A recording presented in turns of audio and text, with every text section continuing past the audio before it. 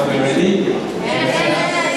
Before we start, sebelum dimulai, before the computer start, sebelum komputernya nyala, can you tell the person next to you, I am the righteousness of God in Christ Jesus? Beritahu sebelah Anda, akulah kebenaran Allah di dalam Yesus Kristus.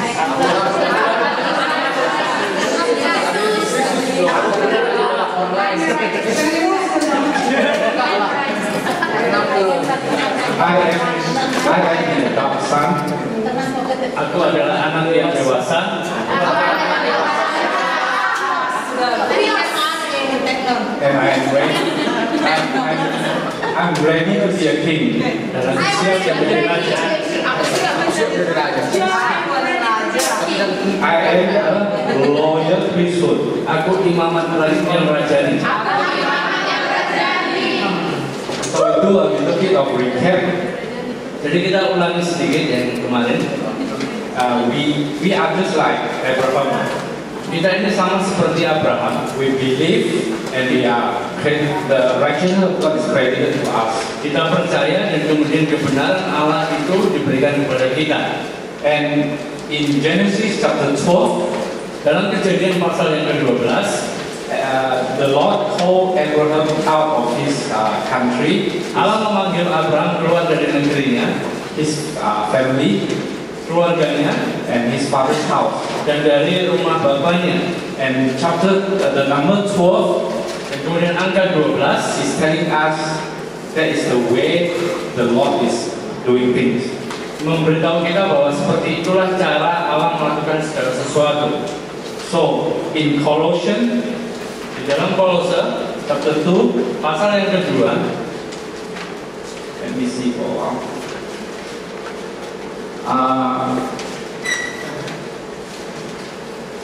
The country, negeri mentioned is in chapter 12 of Genesis. Negeri yang disebutkan di dalam pasal 12 Kejadian is the basic principle of the world. Adalah prinsip dasar dari dunia. And your family mentioned in chapter 12 of Genesis, dan sanak saudara yang disebutkan di dalam Kejadian 12 is the tradition of man, adalah tradisi manusia. And then your father's house, kemudian rumah bapamu, mentioned in chapter 12 of Genesis, yang disebutkan di dalam Kejadian 12, the philosophy and the empty deceit. Itu adalah filosofi dan tipuan kosong. So Colossians chapter 2 verse 8 said, di Kolose 2 ayat yang ke-8 mengatakan, beware lest anyone cheat you through philosophy and empty deceit, according to the tradition of man, according to the basic principle of the world, and not according to Christ.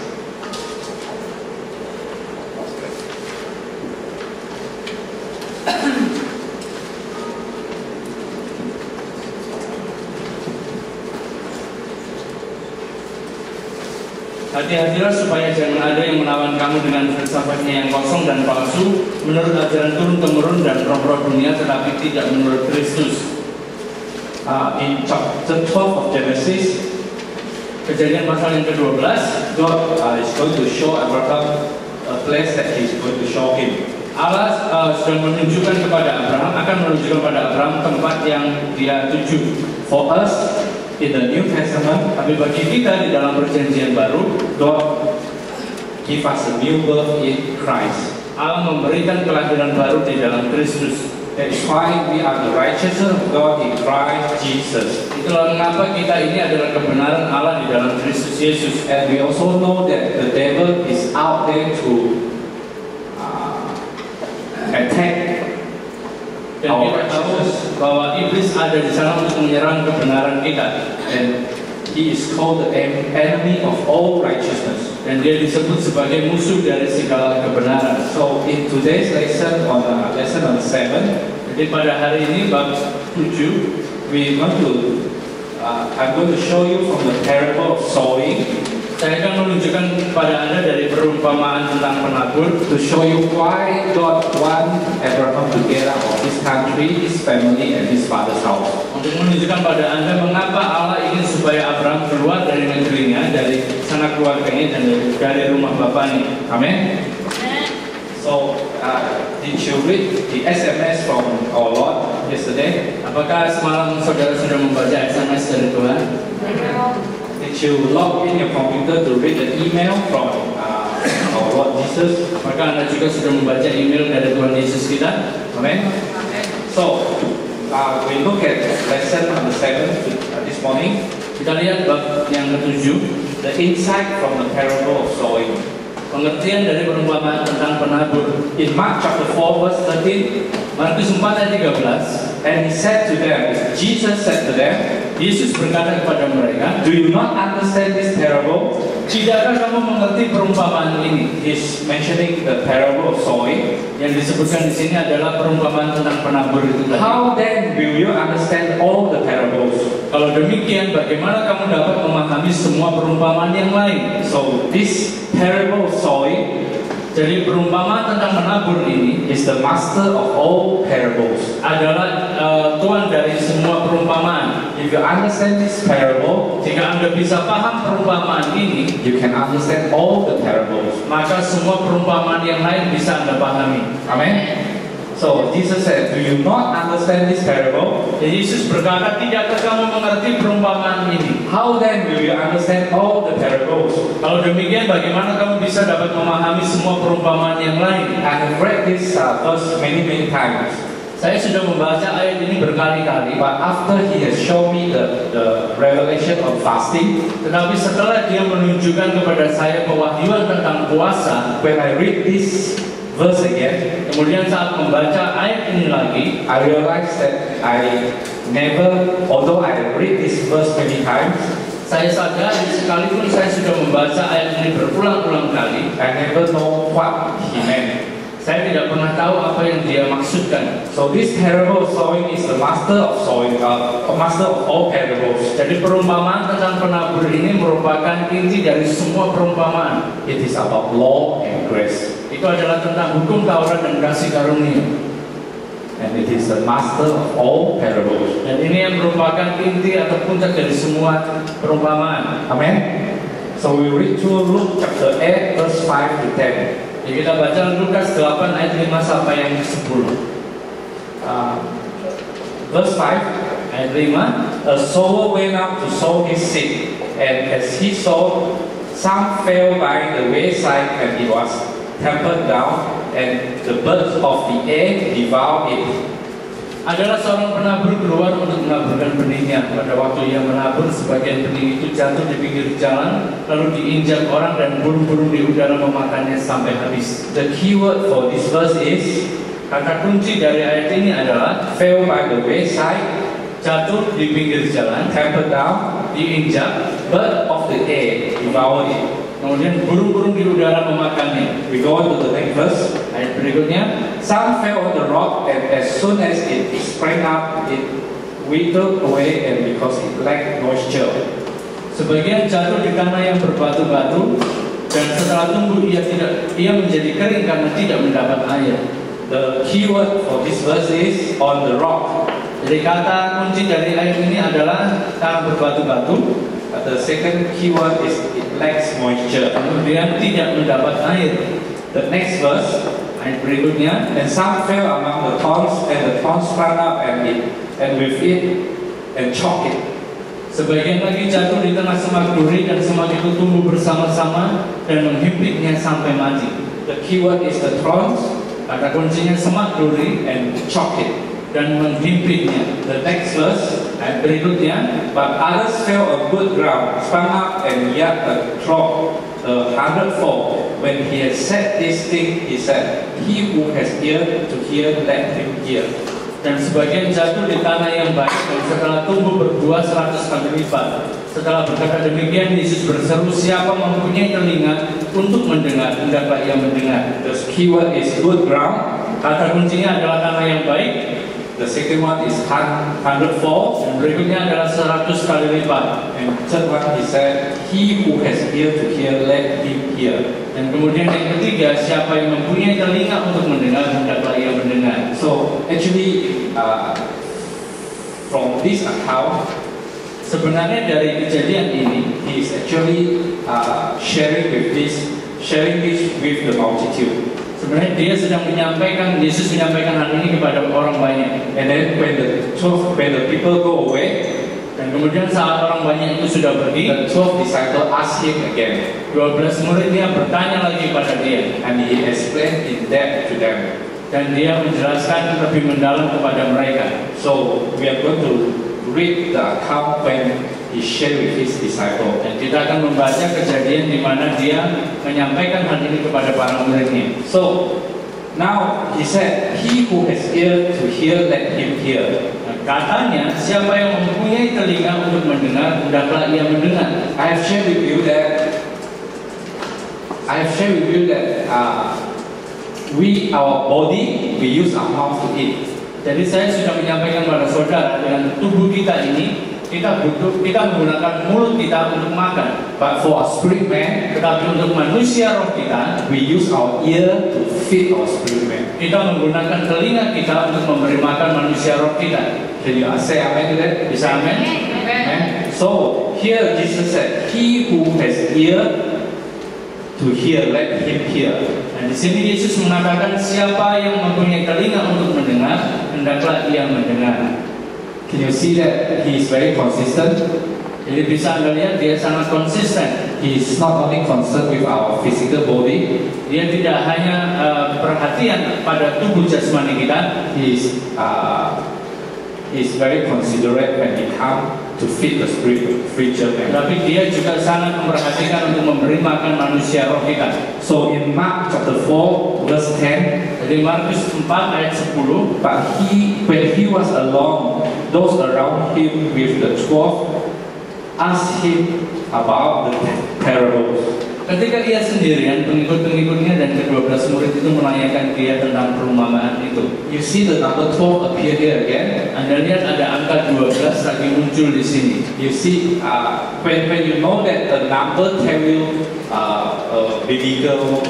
biblical value, Jadi saat Anda mengetahui bahwa angka itu menunjukkan ada nilai alkitabiahnya, you know that what he is going to share is important. maka Anda tahu apa yang akan dia sampaikan itu sesuatu hal yang penting. Because number 12 is how he is showing the principle of our Lord. Karena angka 12 itu menunjukkan prinsip dari Tuhan kita. Amen.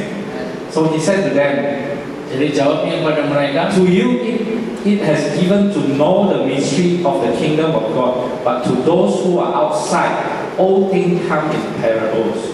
jawabnya kepadamu telah diberikan rahasia kerajaan Allah. Tetapi kepada orang-orang luar segala sesuatu disampaikan dalam perumpamaan. He also said to say this to each and every one of us.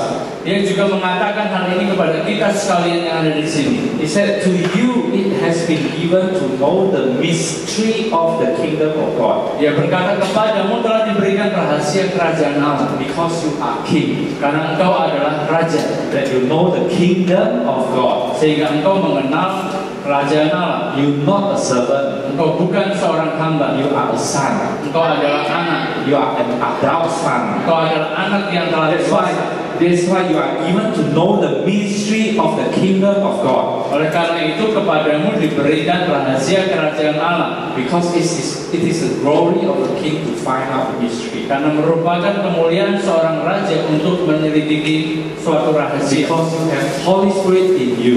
Karena Anda memiliki Roh Kudus di dalam Anda. And yesterday you find out that this is the most excellent spirit. Dan kemarin Anda juga sudah menemukan bahwa Roh Kudus ini merupakan roh yang sangat luar biasa. He is in us, teaching us the mystery of the kingdom. Dia yang ada di dalam kita mengajarkan kepada kita rahasia kerajaan Allah. But to those outside, all things come in parable. Tetapi kepada orang-orang di luar segala sesuatu disampaikan dalam perumpamaan. He goes on to explain in verse number 12. Kemudian dia lanjutkan menjelaskan di ayat 12. So that seeing they may see but not perceive. Sekalipun melihat mereka tidak menangkap. And hearing they may hear but not understand. Sekalipun mendengar mereka tidak mengerti. This happened to us before. Hal ini terjadi pada kita sebelumnya.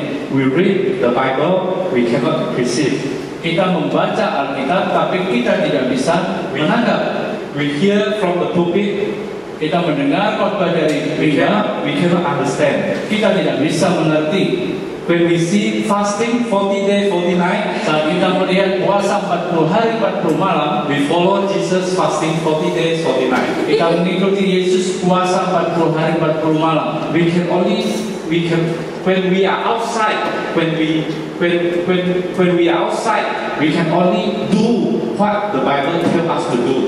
Saat kita menjadi orang luar, yang bisa kita lakukan hanyalah melakukan seperti apa yang dikatakan Alkitab.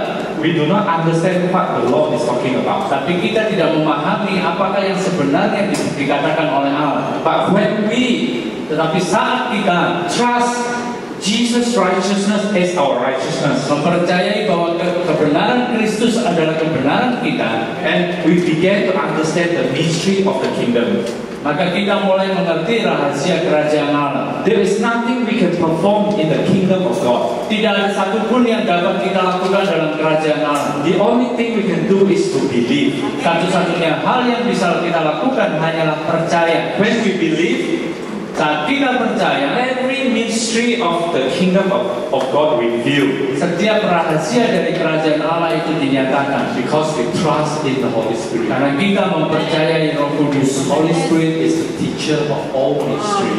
Dan Roh Kudus adalah pengajar dari segala rahasia yang ada. When this earth is formed, Saat bumi ini dibentuk, Holy Spirit is there. Roh Kudus ada di sana. When Jesus was nailed at the cross, Saat Yesus dipaku di kayu salib, Holy Spirit is not on his body, Roh Kudus tidak terletak pada tubuh Yesus, but he was there to witness the crucifixion. tapi dia ada di sana untuk menjadi saksi penyaliban. For Apostle Paul, Rasul Paulus, he is there to help him to write out all the letters in the New Testament. bagi Rasul Paulus, Roh Kudus ada di sana untuk menolong dia menuliskan perjanjian baru. And he is now here with us. Dan sekarang dia ada di sini bersama dengan kita. He is the most excellent spirit. Dia adalah roh yang sangat luar biasa. He is the most experienced teacher. Dia adalah guru yang sangat berpengalaman. He knows everything from A to Z. Dia tahu segala sesuatu mulai dari A sampai Z. And he said he never leave us and never forsake us. Dan dia telah mengatakan dia tidak akan pernah meninggalkan dan membiarkan kita. Amen. Hallelujah. So,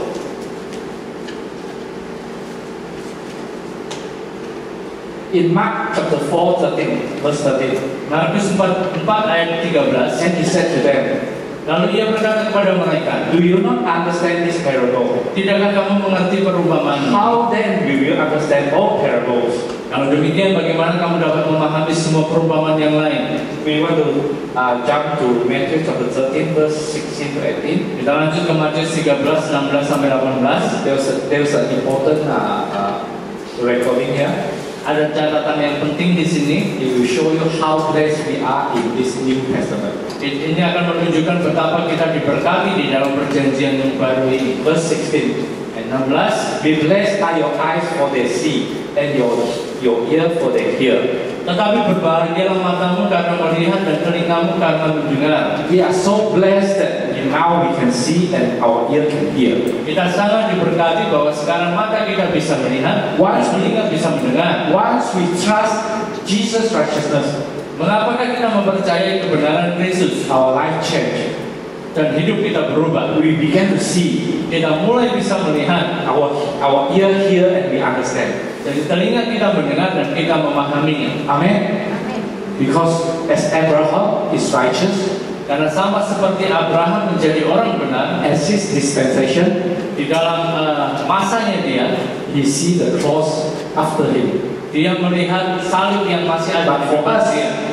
Tapi bagi kita, before we are called to be a Christian, sebelum kita dipanggil sebagai orang Kristen, we do not understand what the cross is for. kita tidak mengerti untuk apa sih salib itu. But when we believe, Tapi saat kita percaya, we begin to understand. kita mulai untuk memahami It is all because we believe. bahwa itu semua karena kita percaya. It is all because Abraham believed. Itu semua karena Abraham percaya. Amen. So, for assuredly, I said to you that many prophets and righteous men desire to see what you see and did not see it, and to hear what you hear and did not hear it.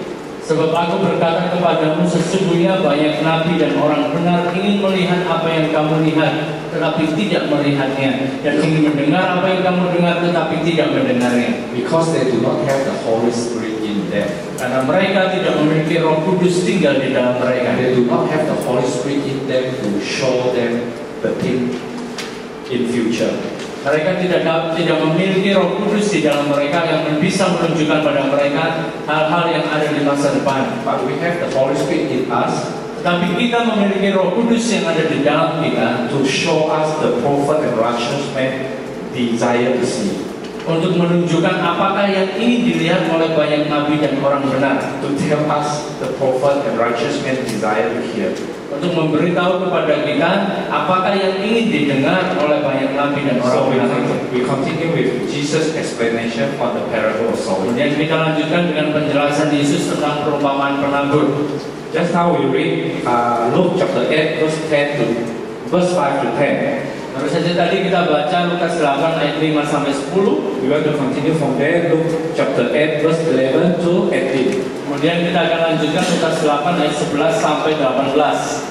In verse 11, Ayat 11, now the parable is this. inilah arti perumpamaan itu. The seed is the word of God. Benih itu ialah firman Allah. So it confirms that when Daniel fast, Jadi ini cocok dengan pada saat Daniel berpuasa, he asked for vegetable and water. dia minta sayur dan air. So vegetable, the root word is the seed of God. Kata dasar dari sayur itu adalah benih dari Allah. So Jesus personally said that the seed is the word of God.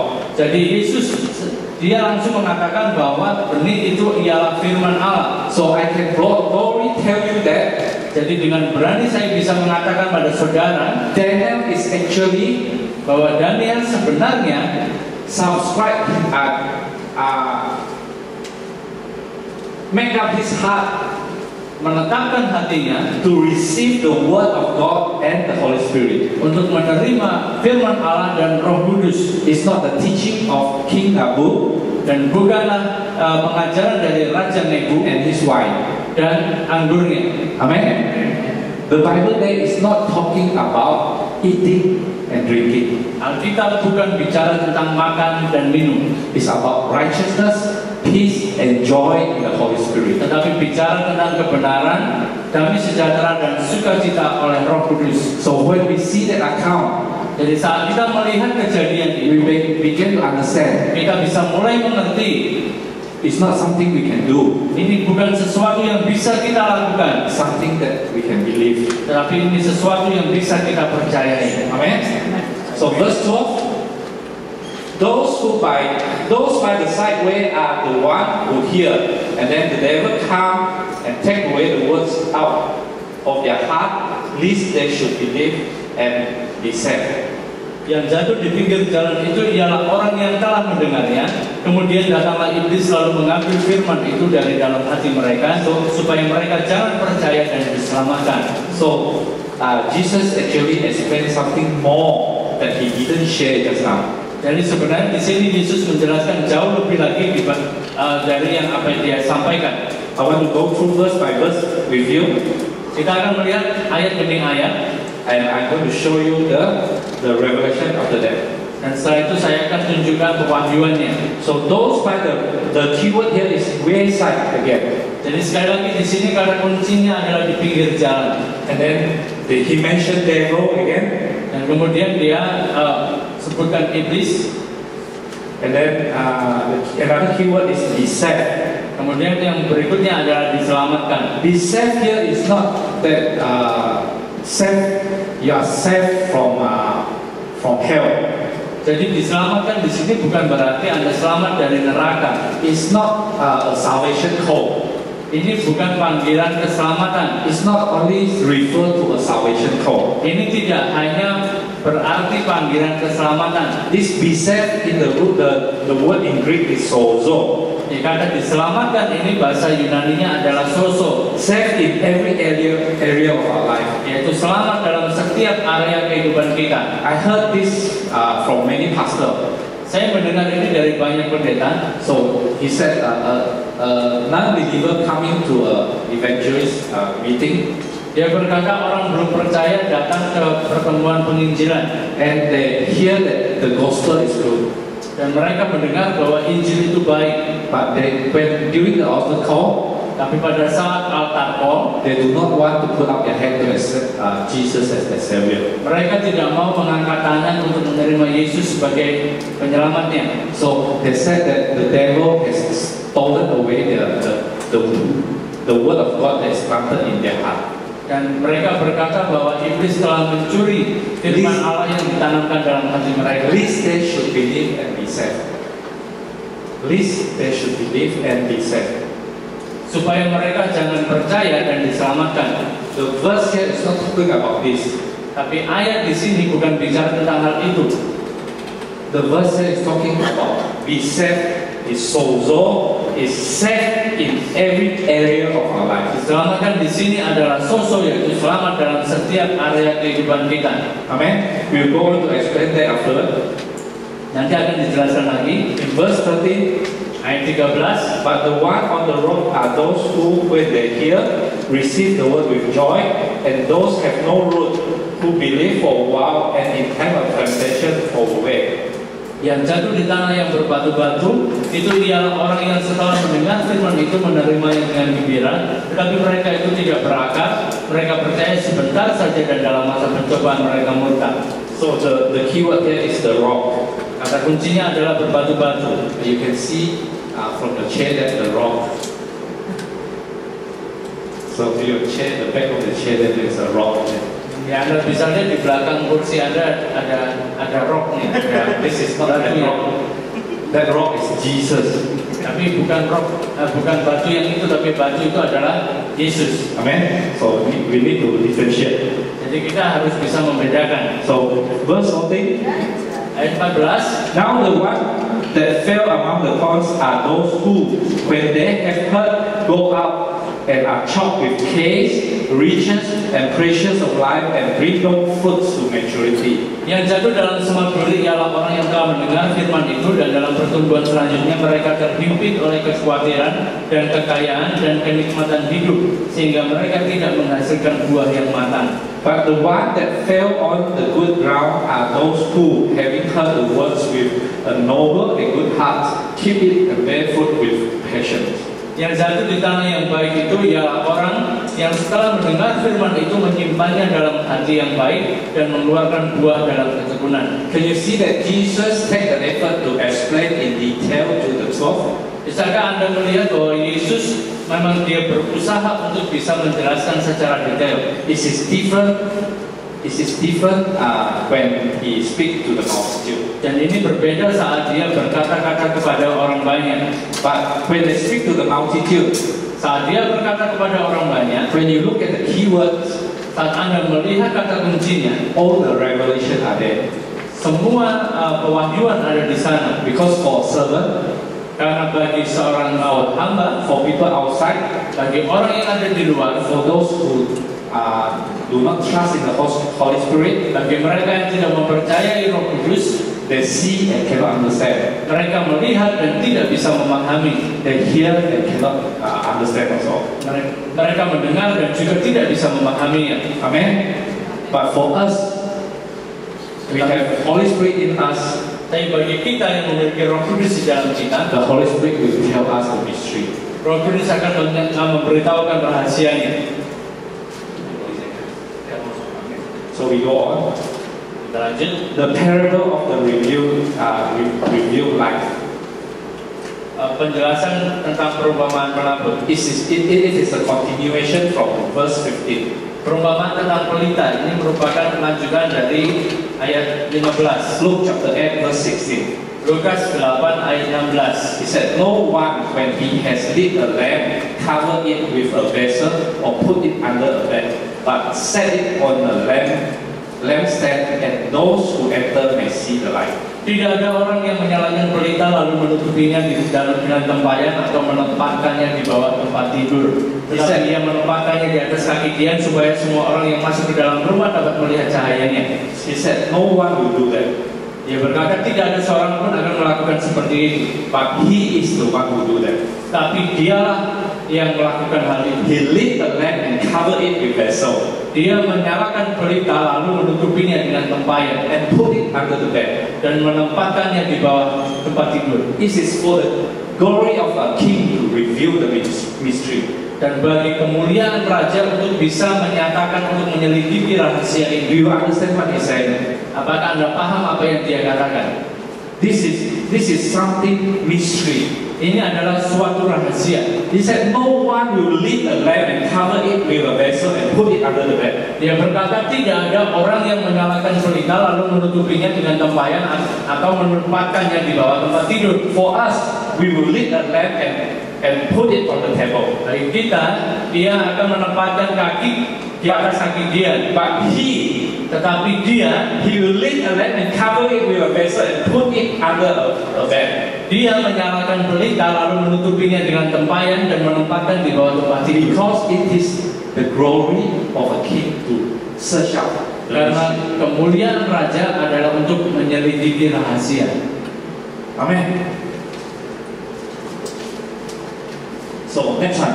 Berikutnya, For nothing is secret that will not be revealed, nor anything hidden that will not be known and come to light. sebab tidak ada sesuatu yang tersembunyi yang tidak akan dinyatakan, dan tidak ada sesuatu yang rahasia yang tidak akan diketahui dan diumumkan. Although he lit a lamp and covered it with a vessel and put it under the bed, Dan sekalipun dia menyalakan pelita lalu menutupnya dengan tempayan dan diletakkan di bawah tempat tidur, there is nothing secret. tidak ada yang tersembunyi.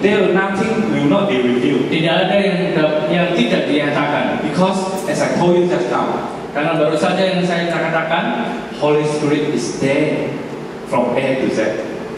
Roh Kudus ada di sana sejak mulai dari A sampai Z. Holy Spirit is the most excellent spirit.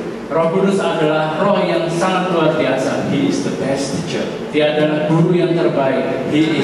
His footstep is in chapter 1 of our Bible to the last book, the last chapter of our Jadi Bible. jejak langkah Roh Kudus itu mulai dari pasal pertama Alkitab kita sampai pasal terakhir Alkitab kita.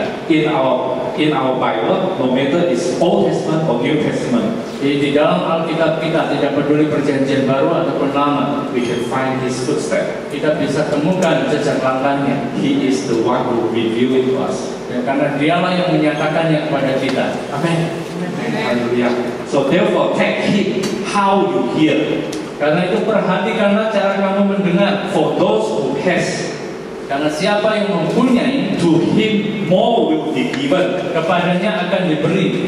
And whoever does not have, Tetapi siapa yang tidak mempunyai, even what he seems to have will be taken away. daripadanya akan diambil. So take heed how you hear. Take heed how you hear. Karena itu perhatikan cara kamu mendengar. Because he already asked you to get out of the country, Karena dia sudah meminta engkau untuk keluar dari negerimu, the family, keluar dari sanak saudaramu, and the father's house. dan keluar dari rumah bapamu. He already asked you to get out of the Colossians chapter 3 said. For minutes. Dia sudah meminta Anda keluar seperti yang di Kolose pasal yang kedua. He already asked you to get out of your country, your family, and your father's house. Dia meminta Anda untuk keluar dari negeri Anda, sanak saudara Anda, dan juga rumah bapak Anda. So he already asked you to get out of the basic principle of the world. Dia meminta Anda untuk keluar dari filsafat kosong.